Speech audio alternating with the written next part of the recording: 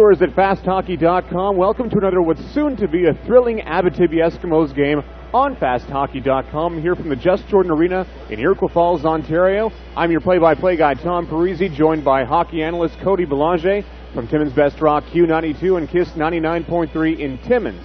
And this is the pregame show, Cody, where we summarize what has been going on in the NOJHL this week in 7 minutes or less. Let's start with Wednesday night. Absolutely. And Wednesday night, there were two games in the NOJHL. First, we're going to start in Kirkland Lake, where the Abitibi Eskimos were taking on the Gold Miners in their second game of the season. Now, the Eskies, they started strong, opening up the scoring with a goal from defenseman Ryan Kerr, which was a real great start for the Abitibi Eskimos. However, about 5 minutes later, the Kirkland Lake Gold Miners, they managed to tie it up before the first intermission with a goal from their forward, Jeremy Picard-Fizet. Now, in the second period, though, the Abitibi Eskimos were humbled a little bit, as we were talking before. Kirkland Lake had 4 unanswered goals, going on to win that game 5-1. Coach Paul Gagne later said it was a very disappointing second period. We'll get to that in just a little bit. Next, the Sudbury Nickel Barons, the very same opponent for tonight's Abitibi Eskimos, playing host to the Elliott Lake Wildcats.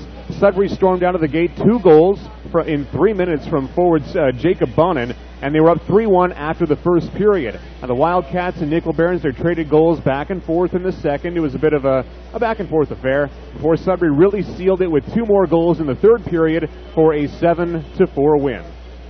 Thursday night now, moving on. Cochrane, they were hosting this Sudbury team here that we're about to see here tonight.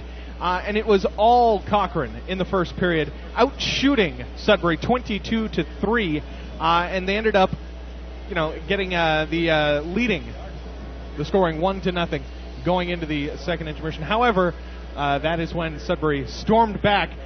Their captain, Caden Butterfly, who you will not see here on the ice this evening because he is serving the first game of a 2-game suspension. But on Thursday night, he stormed back, and he managed to seal the win for Sudbury with a 2-goal affair, 2-1 final score.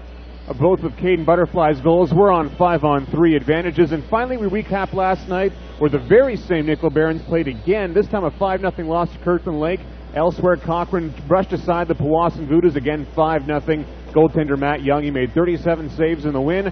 And Elliott Lake thrashed aside the Manawa Blackhawks, who were still winless on the season, 7-3. Alex Hufford and Alec McKenzie each had a couple of goals for the Elliott Lake Bobcats. Let's look at the standings. At the top of the Eastern Conference, the Kirkland Lake Gold Miners, perfect, 3-0 on the season, followed by Cochrane, who played 1 more game. They played 4. They are 3-1 on the season.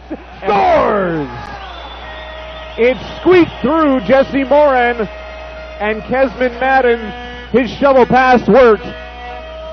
Jamie Lozone's got the opening goal of this hockey game. Well, they couldn't convert on the power play so far. Sudbury is getting in the way of every shot. They're sprawling with their sticks, their body, trying to get anything through. But on the flip side, they've been getting things through to Chet Tooker from the blue line especially, and he's been solid, making the great saves. Now we go back to last week, where the second period of their first game of the season by the Nickel Barons, but controlled by the Eskies. Now a 2-on-1 should they hurry. Atwood wide. Atwood across. Scores! Some great defensive plays, and a very stalwart head of Ryan Atwood makes us a 2-1. Sudbury taking really short shifts in this third period. Ryan Atwood shoots, scores! There's the cushion you were talking about, and Ryan Atwood, continuing to improve on his great game, has a goal to go with the assist. It's 3-1 Eskies. Hard off the boards. He gets it past Jamie Lozone. Now a 2-on-1 at center. Klutze leads, shoots, scores!